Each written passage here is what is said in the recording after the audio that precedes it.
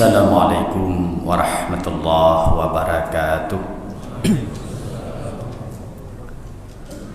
Bismillahi walhamdulillah. Allahumma salli ala Sayyidina Muhammad. Rabbi shrah li sadri wa yassir li amri wahlul 'uqdatam min lisani yafqahu qawli. Setelah kita memuji Allah dan bersalawat kepada baginda Rasulullah yang mulia dan terhormat, imam besar masjid, remaja dan panitia kemakmuran masjid, selanjutnya bagi guru-guru kami, para orang tua kami, hadirin wal hadirat, muslimin muslimat, sidang jamaah salat isya beserta Allah Subhanahu wa taala.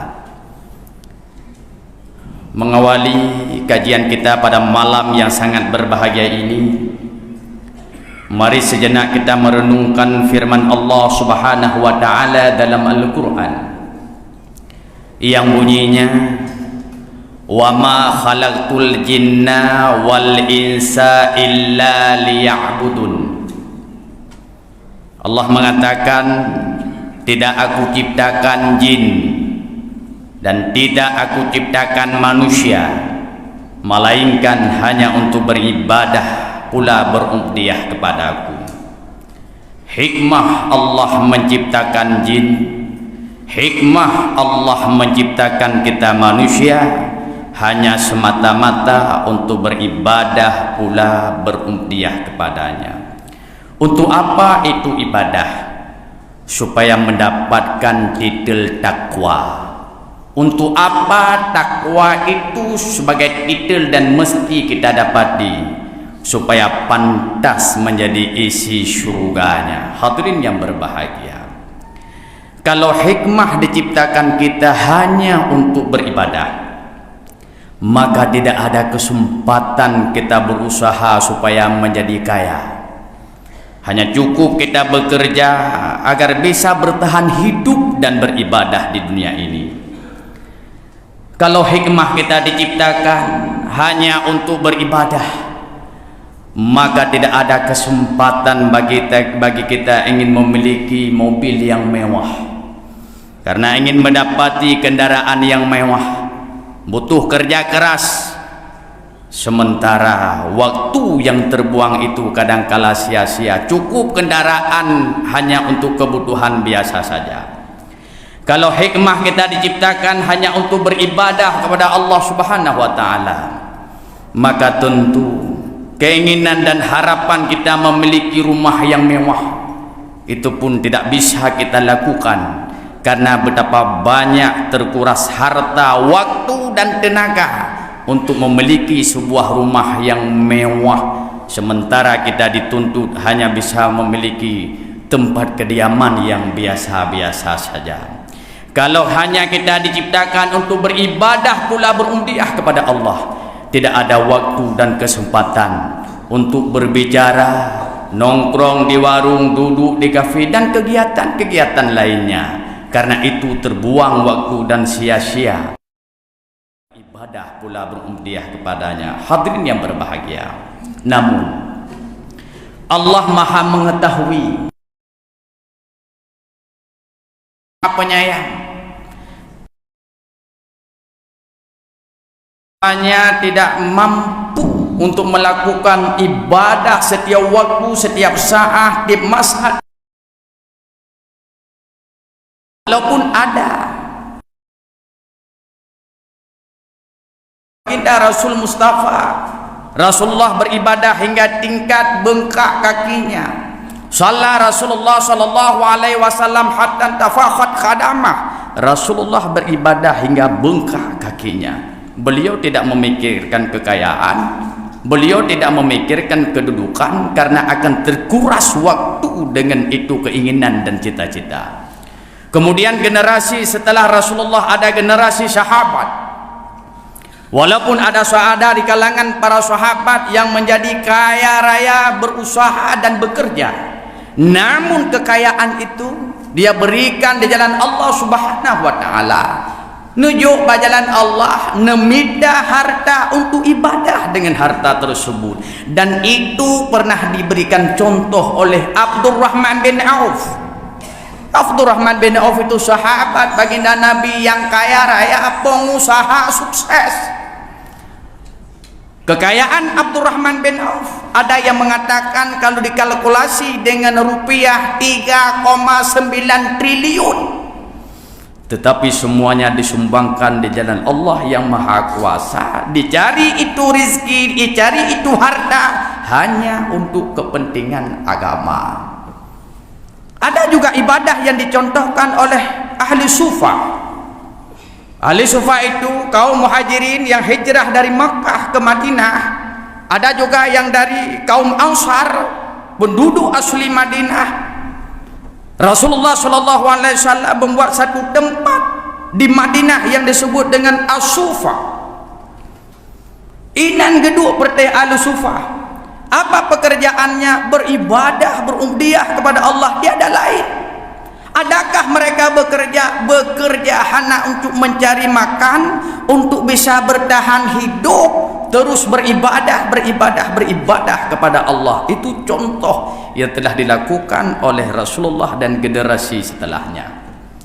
Namun hal-hal yang demikian mungkin tidak mampu diambil contoh dan dilakukan oleh generasi berikutnya, sehingga Rasulullah SAW memberi kabar gembira, di mana kabar gembira tersebut sedikit beribadah, banyak nilainya. Inilah di akhir bulan Sya'ban, Rasulullah SAW naik di atas mimbar, terus beliau membaca khutbahnya. Apa isi khutbah baginda Nabi? Ya ayuhan nas, qad adallakum syahrun azim, syahrun mubarak, syahrun fihi lailata khairin min alfi syahrin, ja'alallahu siyamahu fariyadah wa qiyama lailahu tatawwa. Wahai manusia, sungguh akan datang, sungguh akan berhadapan, sungguh akan hadir kepada kamu satu bulan yang agung, syahrun azim. Bagaimana keagungannya? Keagungannya tiada tanding, tiada tara, dan tiada didapati di bulan-bulan yang lain. Bukankah dalam bulan yang mulia ini melakukan salat sunat fadilahnya laksana melakukan ibadah wajib? Bukankah melakukan ibadah wajib Allah menggandakan akan nilai pahala? Bukankah tidur menjadi ibadah? Bukankah bersedekah dikali 10? Di bulan-bulan yang lain sabah tabi tipluh nebalah, di bulan Ramadan kali tipluh, sabah tabi kali tipluh, 100 Allah membalasnya. Bukankah keagungan di bulan ini ada satu malam yang kelebihannya raksana beribu-ribu malam di bulan yang lain? Bukankah di bulan ini ada satu ibadah yang nilai pahalanya itu tiada batas? Mungkin ibadah-ibadah yang lain ada batas nilainya. Contoh dalam sedekah, di bulan yang lain sabah tabi tipluh nebalah. Di bulan Ramadan satu kita memberi 100 Allah membalas. Ada batas 100. Salat berjamaah fadilahnya ada batas 27 derajat. Tetapi ibadah dalam syahrun azim ini tiada batas.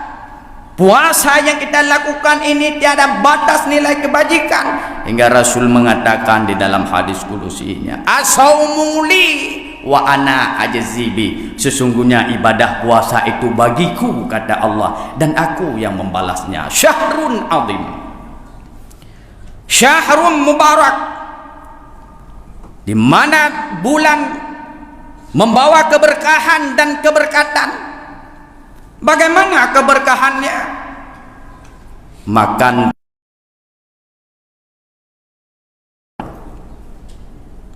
malam diganti dengan berbuka puasa. Di siang harinya kita menahan haus dan lapar.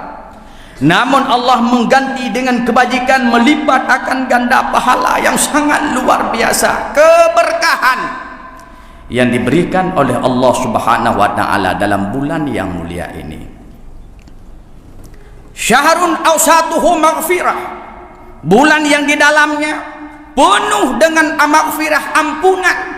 Allah Subhanahu wa taala mengampuni dosa-dosa hambanya, bukan hanya dosa yang sedang kita lakukan, malah dosa-dosa yang terdahului Allah mengampuni akan itu dosa. Hingga Rasul mengatakan dalam hadisnya yang mulia, man qama ramadhana imanan wa ihtisaban ghufira lahu ma taqaddama min dambi.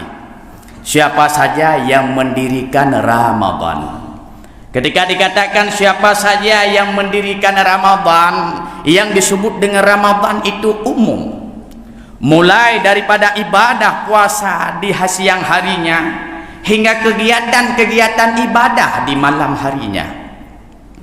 Tapi kadangkala kita memahami ibadah Ramadan itu hanya sekedar puasa, setelah itu selesai, malamnya kadang tidak melakukan salat tarawih, ada melakukan salat tarawih tapi tidak melaksanakan tadarus, ada melaksanakan tadarus tapi tidak melaksanakan rawatib, qabliyah, ba'diyah, zikir dan ibadah-ibadah lainnya.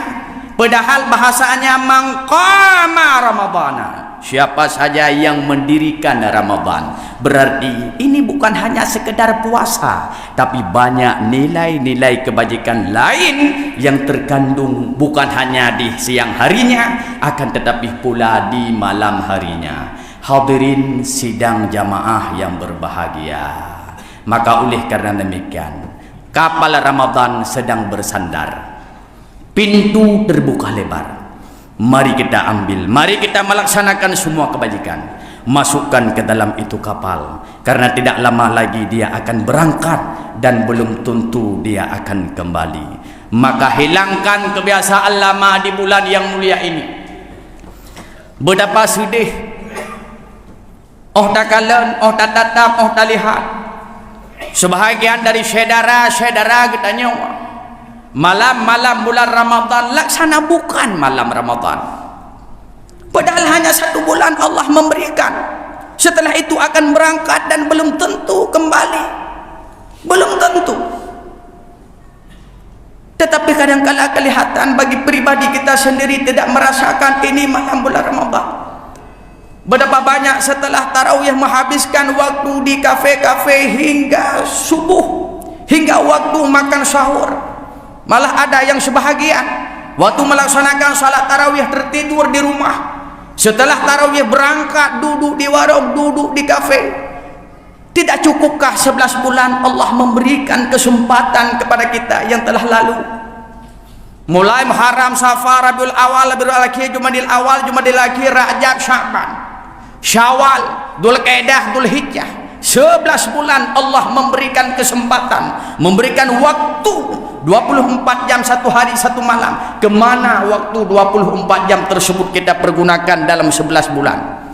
Dumna dosa yang pernah kita lakukan, kadangkala lalai di kafe, lalai di warung. Dengan kebiasaan-kebiasaan itu kita pertahankan sehingga jauh kita dengan Allah Subhanahu wa taala. Sudah cukup 11 bulan Allah memberikan kesempatan, yang terus kesempatan itu kita sia-siakan. Maka mari 1 bulan Ramadan ini terus kita genggam kesempatan ini untuk beribadah pula, berumdiyah kepada Allah yang Maha Kuasa.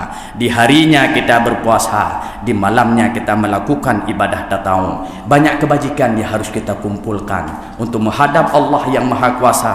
Perlu persiapan dan persiapan zahir dan persiapan batinnya. Maka mari kita pergunakan waktu ini dengan sebaik-baiknya. Belum tentu Ramadan ke depan kita dapati. Hadirin yang berbahagia, alhamdulillah kita ucapkan kepada Allah yang Maha Kuasa di malam Ramadan yang bagi kita bisa berkumpul bersama sebagaimana keadaan-keadaan tempo dulu. Moga Ramadan ini penuh dengan keberkatan dan kemuliaan, kita mendapati dan akhirnya menjadi hamba yang diampuni akan dosa, insyaallah isi surga. Hadirin yang berbahagia, inilah yang dapat ulun tuan sampaikan. Lebih dan kurung ulun tuan lagi maaf. Yang terakhir, Mungkin di tahun-tahun yang lalu pun saya Tuan sampaikan, alhamdulillah kami sedang membangun pesantren di Pentut. Sampai ke Pentut, belok kiri Jalan Meraksa, Kampung Balu di samping Masjid Desa Tunong, dan sedang melakukan pembebasan tanah wakaf dengan luas 4094 meter dengan harga 200.000 per meter. Yang 150 per meter tempo dulu pernah kita sampaikan, dengan bantuan doa, usaha dan bantuan kita semua, alhamdulillah telah selesai.